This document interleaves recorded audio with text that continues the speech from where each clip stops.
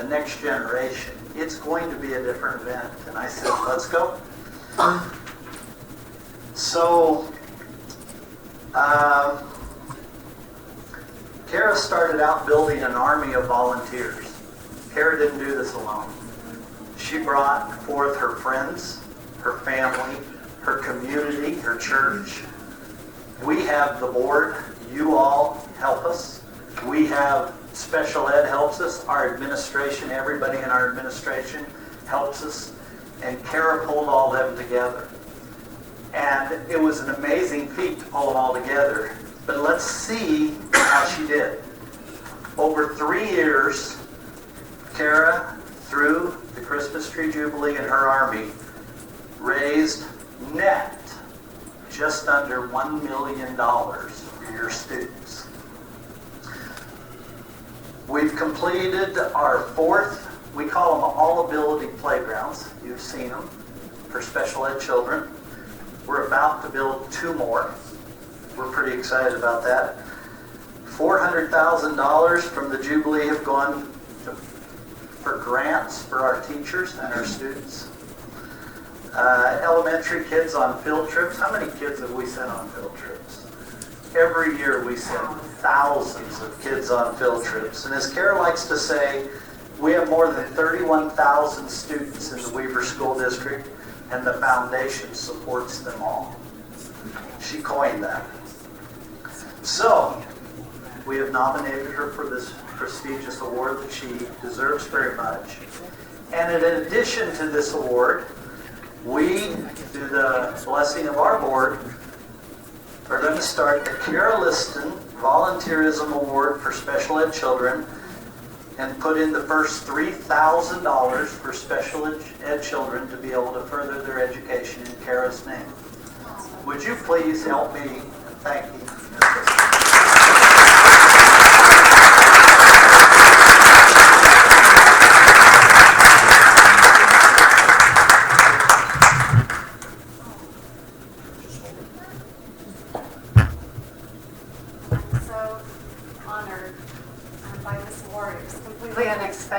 And the opportunity to be the chair of the Christmas Tree Jubilee for the last 3 years has really been a wonderful opportunity for me and my family. I love volunteer work, and lucky for me, I don't need to work outside of my home in a career other than being able to be a full-time volunteer. And so I have loved my work with the foundation. And I have loved all of you. I have made so many friends. How many of you didn't know me before the Jubilee? And now we know each other and we're friends, and I am so grateful for that. I always say a project is all about the people. And so the students having the wonderful opportunity to raise money to enhance their educations and to support their families and their lives has just been a wonderful opportunity for me. And so I think it's only appropriate, and I think Todd, my husband, who's here with me, would agree with me that we will match the award that has just been made in my name with another $3,000. And I'm so... That's not a surprise.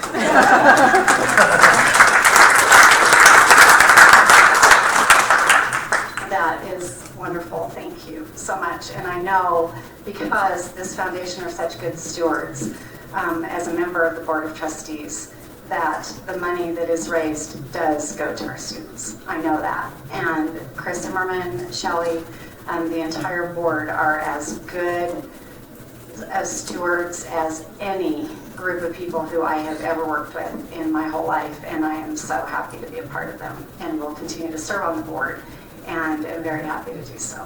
Thank you so much.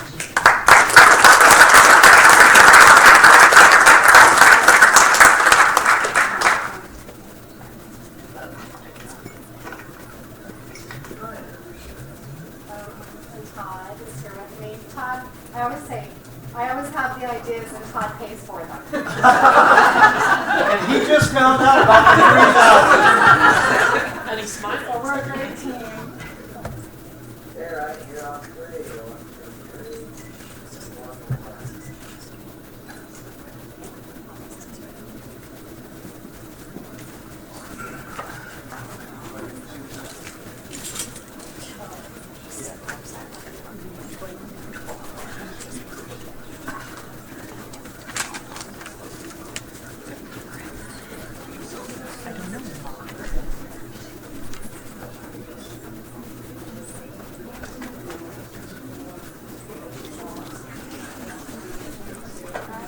Well,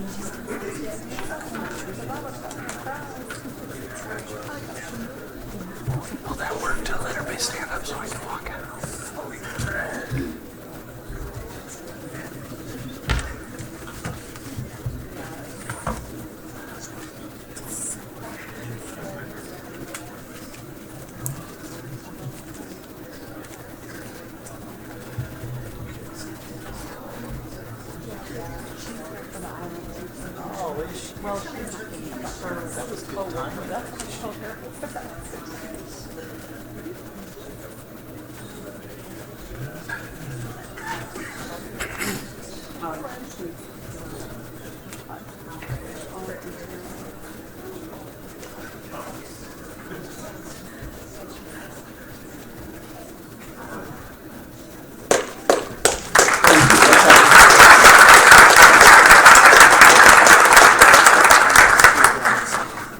Okay, now we will turn the time over to Cami Alexander for the I Love Teaching Award.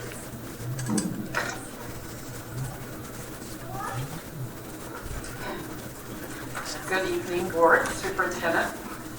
I'm very excited about tonight's presentation. I've had the opportunity to get to know Karen Voss over the last year or so, and she's phenomenal.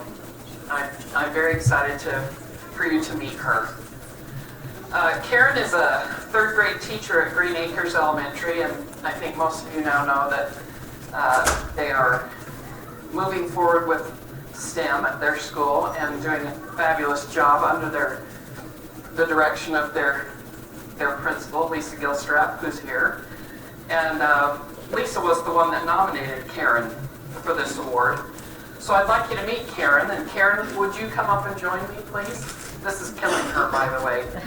She doesn't like stuff like this. But Karen's amazing. This is a gal who I admire her professionalism. I admire her desire to do always what's best for kids. And I'm particularly excited about the way she goes above and beyond what she needs to do for kids. And you'll find a little bit more about that as you meet some other people I want to introduce you to. So these were the first two children I met of Karen's. But before we get to them, the kiddos were at the library. And so I, of course, interrupted and said, may I take a picture of Miss Voss's class? And Mrs. Gilstrap told the class why I was there. Then Mrs. Gilstrap said, well, Miss Voss is getting an I Love Teaching award. And of course they clapped and cheered. And then I had an opportunity to meet a few of her kiddos up close. Would you go ahead and start this? Your teacher's getting the I Love Teaching award. Do you think your teacher loves teaching? Why? She always smiles when she teaches. I don't know if you heard that. She always smiles when she teaches. And I can say, even in tumultuous times, this lady has a smile on her face. She does love teaching, don't you? Yeah. So I want to introduce you to the next student, and of course I put their names on here for you to enjoy. This little guy was so nervous, I think this was the third or fourth take, because he was just rocking back and forth, but he was so excited to tell me about his teacher.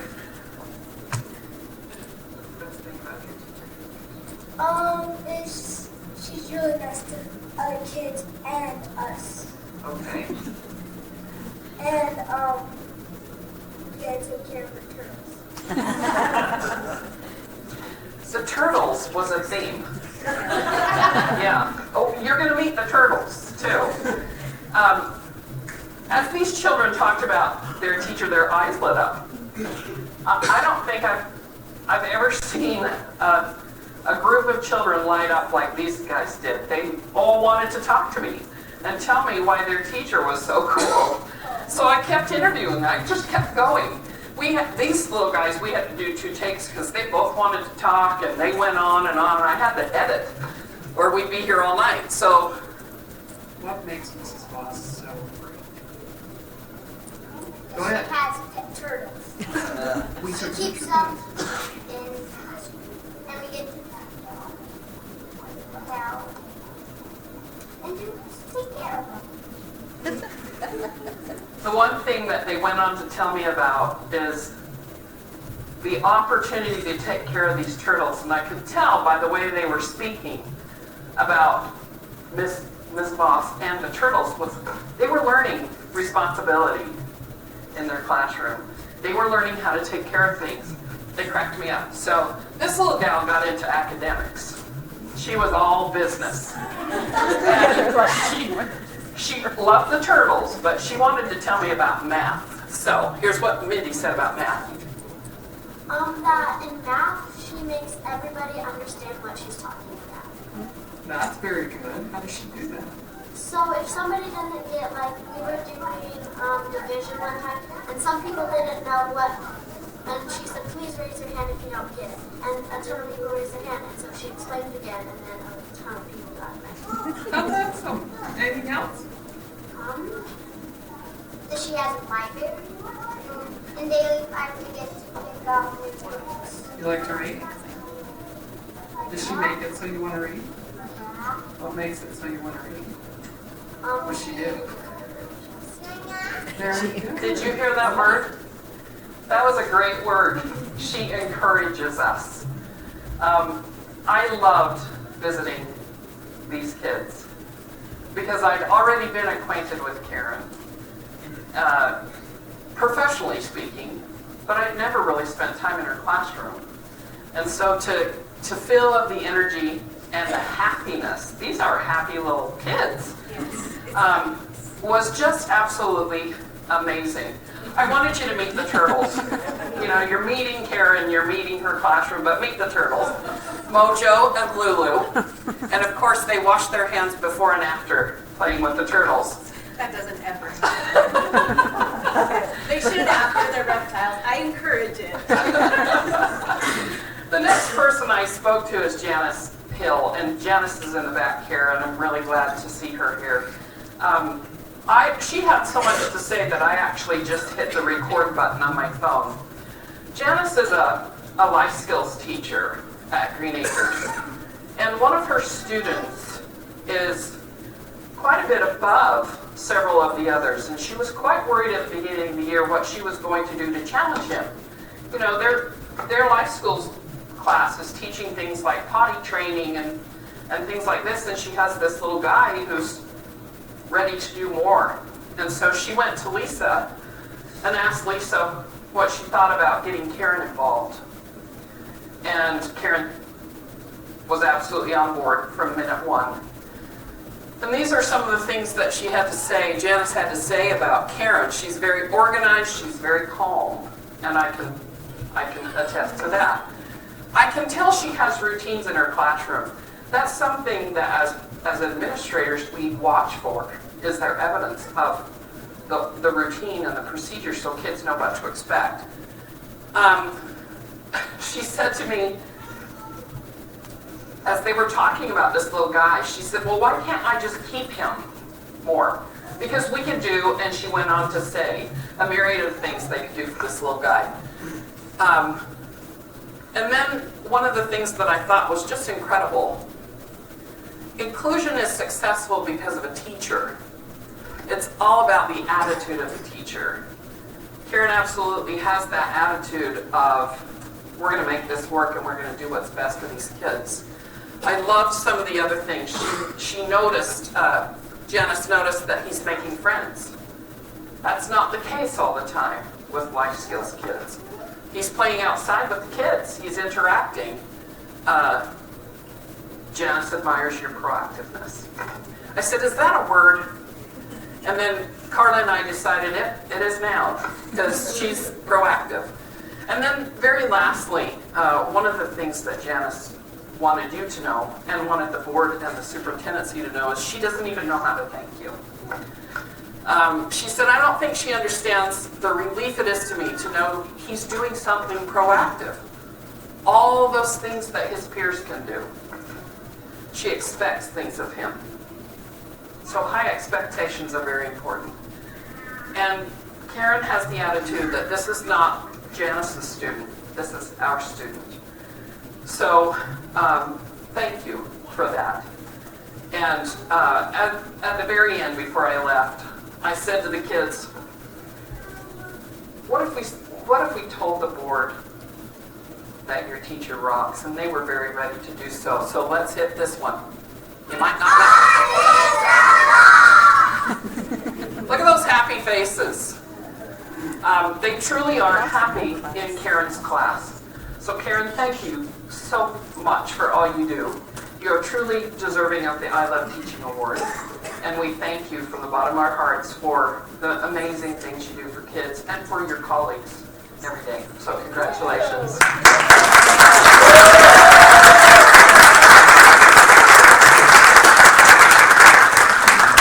Karen, we're going to have you introduce some of the folks that came with you. Okay, they said I didn't have to make a speech, so everybody that's with me deserves this too. I hate this. Mrs. Gilstrap, of course, my principal. All these people here have encouraged me and supported me and taught me, mentored me, so you guys all deserve it just as much as me, but Mrs. Gilstrap, my principal, is holding my grandbaby, Camden. And Mrs. Hill in the red sweater is who I co-teach with for Corey, the special needs student, and I love him. Our secretary is Tamara Russell. Wave! There's Tamara. And then this Heidi and Becky are the team that I am currently with, that I love teaching with. I'm in 3rd grade with them too. And then my mom and dad are at the end, who are still supporting me after this many years, because if you guys knew me as a child, but they're still here and they can be proud now, yes. And then my husband and my daughter Caitlin. My husband is Lynn, my daughter Caitlin, my son Cooper. And then these are 2 awesome people that are my friends, but my last teaching partners. We're all at different schools now, but we're still really good friends. So Mark Pierre, I student taught with him, so I was trained by him.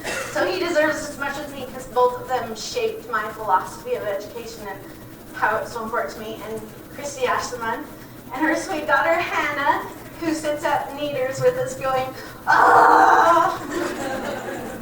And then my daughter Courtney, the mom of Camden, and her significant other Colton. And I have another daughter, but that one's not here. So,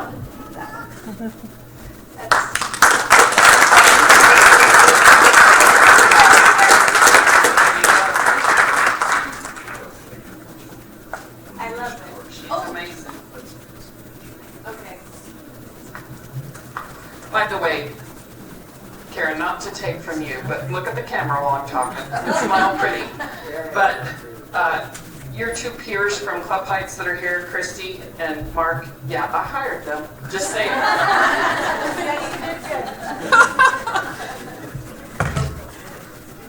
Thank you.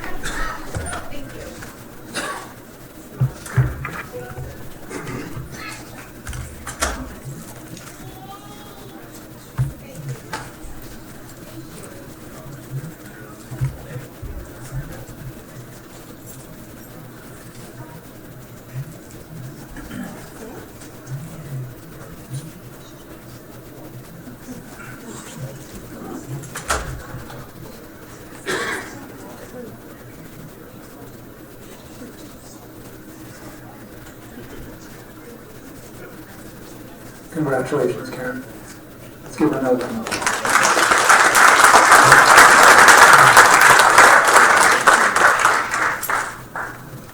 Okay, now we are to a presentation, and this will be very interesting. I'm excited to see what we're doing here. Some great ways of measuring how things are happening. It is my pleasure, President. We'll turn the time then over to our very capable Damian Kimler. Thank you. Thank you. Last month, I was talking to Superintendent Stevens who said, what kind of presentation would you like for our board? I'm going to talk about depth of knowledge and cognitive rigor. So it's my pleasure to be able to talk about something that I've become passionate about, and about professional development as well along the way. So we have got a lot of things going on with depth of knowledge and cognitive rigor, and I kind of want to introduce that to you a little bit about what that is and what we are doing with it. That way. To begin with, depth of knowledge was a process or a thinking that was created by Norman Webb. And he talks about 4 different levels of depth of knowledge and has abbreviated that in the acronym of DOK. So as we talk about DOK levels, this is what we're talking about. So DOK level 1 is recall and reproduction, and it's very, I'm going to call it superficial. It's very much, as it says, recall. So if I gave students facts and they were to regurgitate those facts to me, that's kind of a DOK1. It's very basic introductory level knowledge that kids are working with in DOK1. DOK2 then moves to basic application of skills and concepts.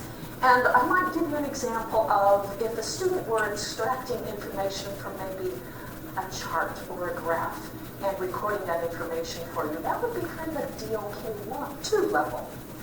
DOK3 level moves into strategic thinking. And in that strategic thinking, we begin to not have an exact correct answer. It is beginning to apply that thinking. So you may ask someone to draw a conclusion of something they read, for example, and then to justify their answer by telling you why or where they got that information from. And that's moving to a DOK3 level. A DOK4 level is that extended thinking.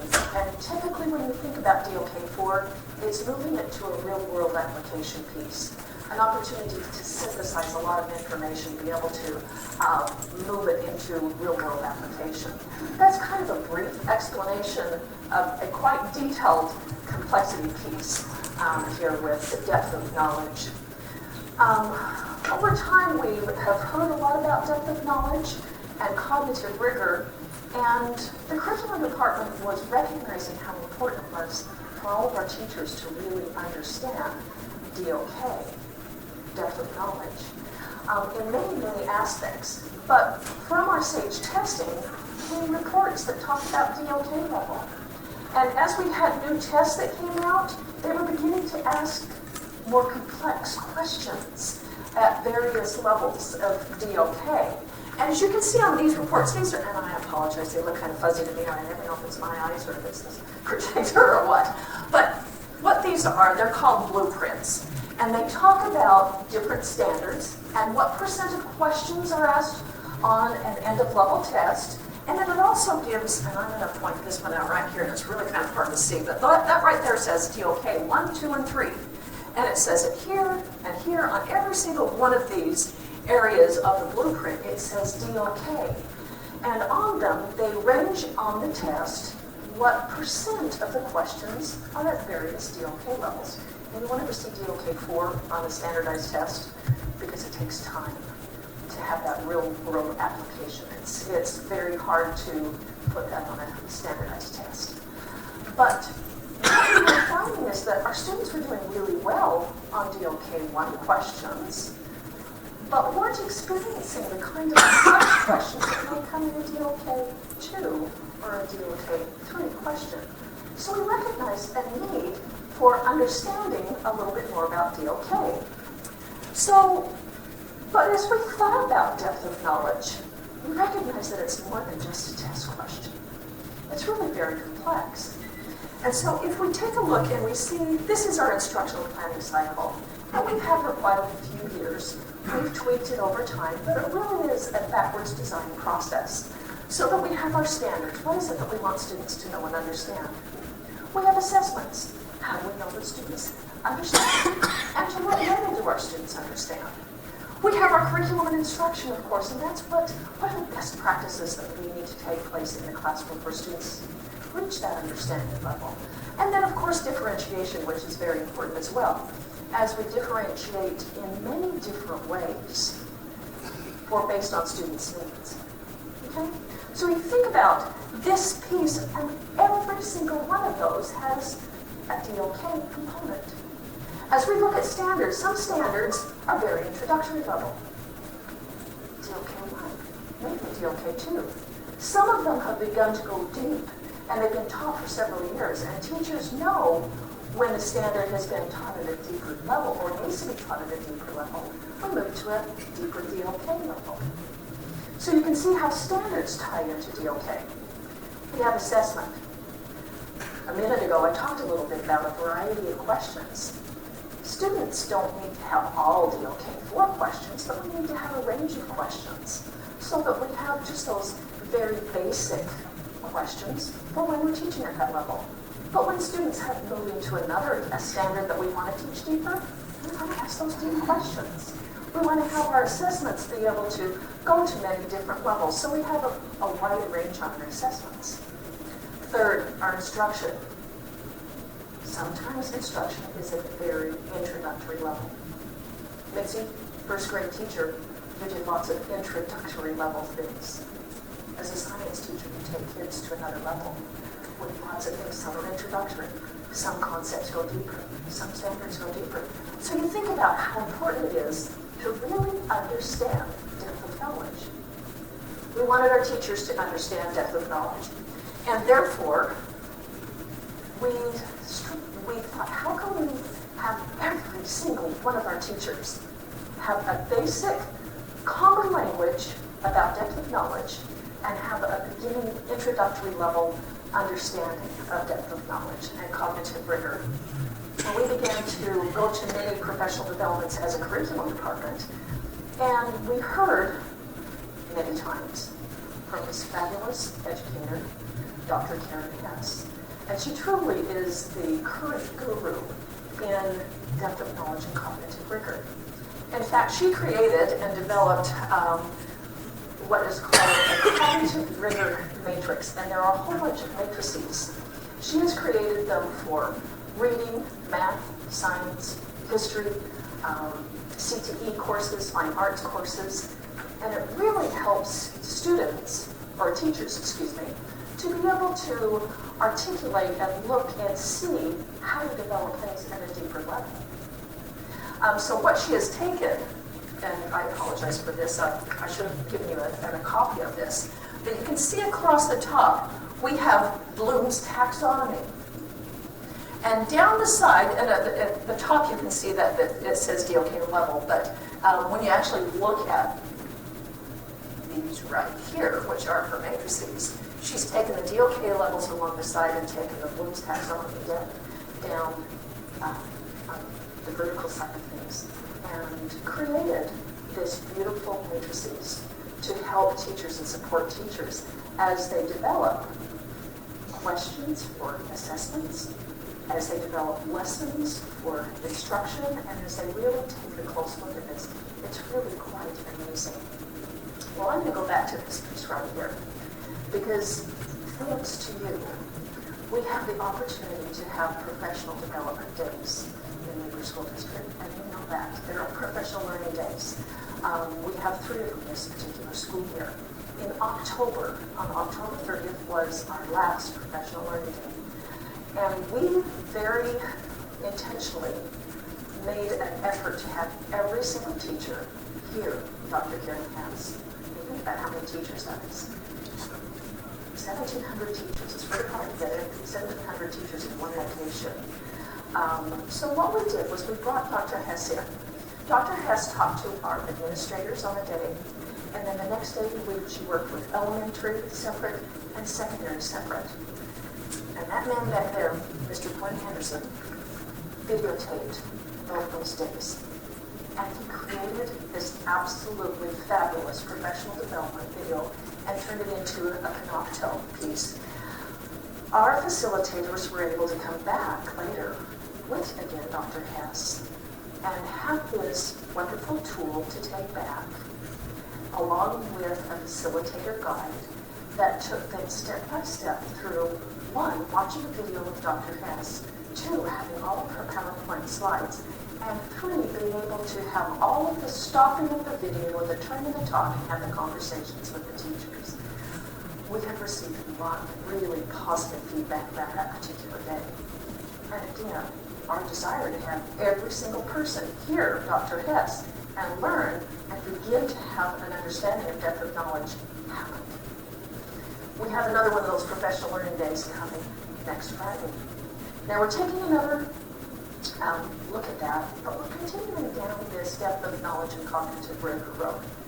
What we're going to do in January, on January 15th, it is January, is that our teachers will be taking a closer look, but they have this foundational level. They'll be taking a closer look at standards and assessments. So they'll identify standards that need to go into a deeper level of DLK. And then they'll be able to take these wonderful matrices and be able to look at their assessments and see if there's an alignment with their assessments to their standards that they want. And then also take a look at going deeper with some of those questions. Not everything, just some. Now, one of the beautiful things that Dr. Hess said, and I think that every person could grab onto this and takes instruction and questions to a deeper level. It's just one more question. It's not the first question that a teacher asks. It's the second question. And then the second question is, tell me why. Tell me why you think that. A student has to grapple and understand to be able to tell you why they're thinking something. And so these beautiful matrices will help our teachers, and they're going to be working with those a little bit more next Friday. This was not created by one of our teachers. I looked online and found something that someone else had created, but it kind of gives you a little bit of an idea of the kinds of questions. This was somebody else's thinking, so it's a CRQ, but so we look at that cognitive rigor question at a level 1, and who is this? And what are his accomplishments? You're getting factual-based information. Number 2, I have to think a little bit more. Why was his presidency so challenging? Question number 3, going a little deeper, and think about what we said just a few minutes ago about understanding those different levels. What impact did he have on growth and development of our nation? Provide evidence to support your answer. There's that. Show me. And question number 4, moving to a higher level, and think about what a student would have to do to be able to answer this. Think about all of the reading that would have to take place, all of the research that would have to be read and synthesized to be able to answer this question. Why do people consider him, and obviously they haven't given Lincoln his name yet because of question 1, but why do people consider him to be one of the greatest presidents who ever served? Who else do you think deserves such praise? State why. A lot of thinking goes into that question. Anyway, I just wanted you to kind of experience just a little bit. But more than anything, I want to tell you thank you. Thank you for providing our teachers with the opportunities to have days that are spent to be able to take information and be able to begin to apply what they learned last time, this time around, and being able to be given the time to do that. So with that little bit of information that I just gave you, do you have questions for me about? And I wanted you to be aware that rigor in this case does not just mean hard, it means complex. Cognitive rigor is complex. Any questions? Yes? So our teachers are progressing along this DOK line on their DOK of the DOK. We hope so.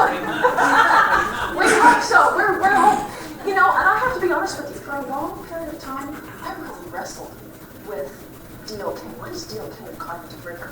Which comes first? Was one the umbrella over the other? But the more you study it, the more you think about it, they're kind of two different things.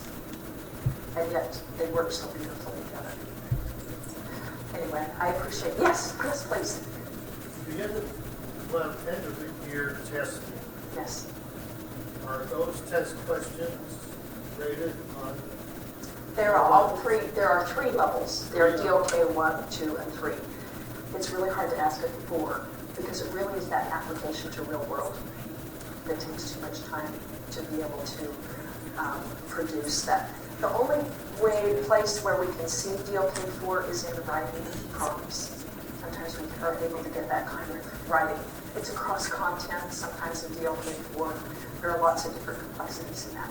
But writing is the place that it typically That's happens. the end of the year test required the student to write? Or is it all? There is a writing piece that students write, but it is keyword writing. Typically, well, not typically, they can generate it on paper and transpose it onto the computer. The student has to do all of that. Testing looks very different today than it did many years ago. The kinds of questions, the manipulation on the computer that students have to do, it truly looks different than the old piece of paper and pencil where you circled letter B or colored in letter B. It's changed. And does the computer analyze the student's writing, or how is it graded? I should ask Sherry to respond to you a little bit more eloquently than I can. However, it is both. The prompts typically, the first round, there is a human rating, and then there is a computer rating. And when the two come together is when it becomes calibrated, so to speak. Is that a fair term to use, Sherry? And then from then on, that question can be, the prompts and the responses can be scored by artificial intelligence. Did I say that right? Yeah, there's still a certain percentage of them that are doctored by humans, just to double check. I can't hear. She said that there are some prompts that are still read by humans, so that there keeps that balance and that there's an accuracy. But it is an interesting process. It is an interesting time for working with assessment.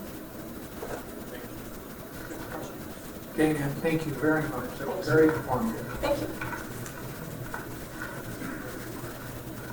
Then we have some discussion and action items that we need to consider. We'll start by turning the time over to Robert Peterson to discuss our board meeting agenda calendar. Okay, board, we have to approve a meeting schedule for the coming calendar year, including January of next year. Basically, it was delivered to you in your packet. We will continue to meet the first Wednesday of every month, except for April, because of spring break. We'll meet the second Wednesday, and also we will meet on the second Wednesday in June 8th for our budget hearing. This gives us a little time, more time to get the budget together. The budgets are due by June 21st. The budget hearing has to be held by June 21st. We're good there. And then also no meeting in July. Keep in mind, this doesn't preclude special study sessions or other meetings that might come up as needed. With those, we will have to advertise separate. We'll put this in an advertisement as well. Once you approve it, provided you approve it, but I'd recommend that you approve it. Board, do I have a motion to approve the proposed board meeting schedule for the 2016-17 year?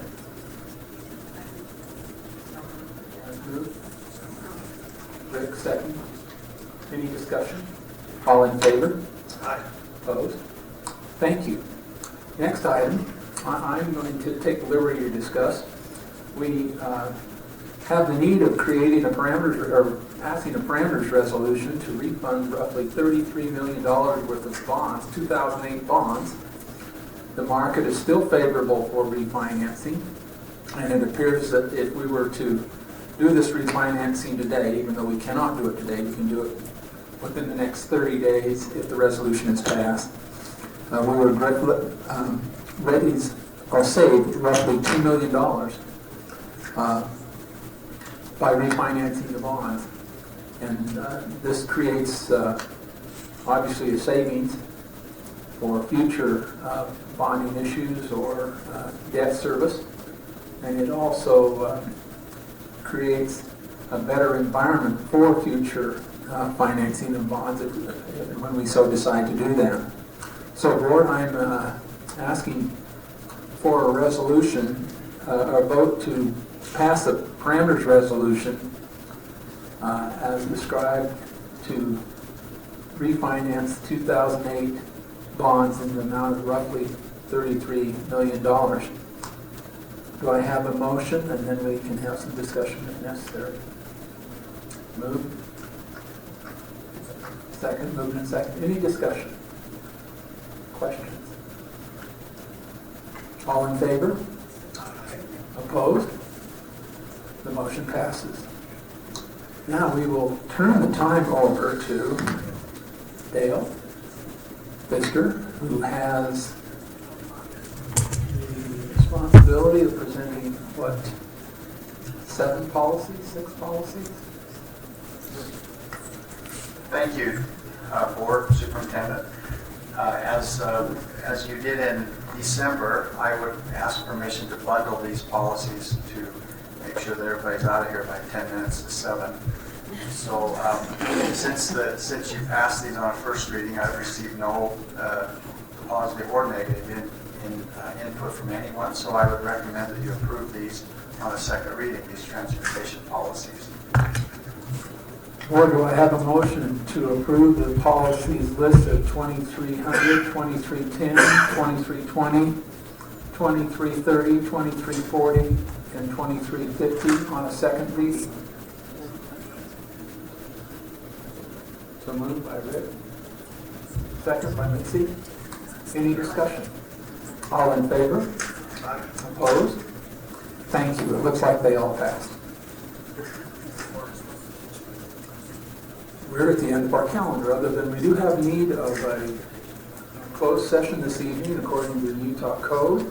And we'll be discussing the character and professional competency or physical or mental health of an individual as provided by the code.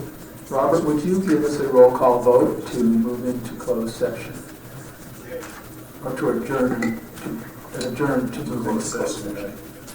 Okay, just say aye or nay if you to adjourn to closed session. We'll start with Mitzi Kawaguchi, Janice Christensen, Rick Favero, Douglas Hurst, Dean Osborne, and Brett Richardson. Aye. Very good, it's unanimous. Voting unanimous. Thank you, and we'll appreciate everyone being with us this morning. We will see you next month. Thank you.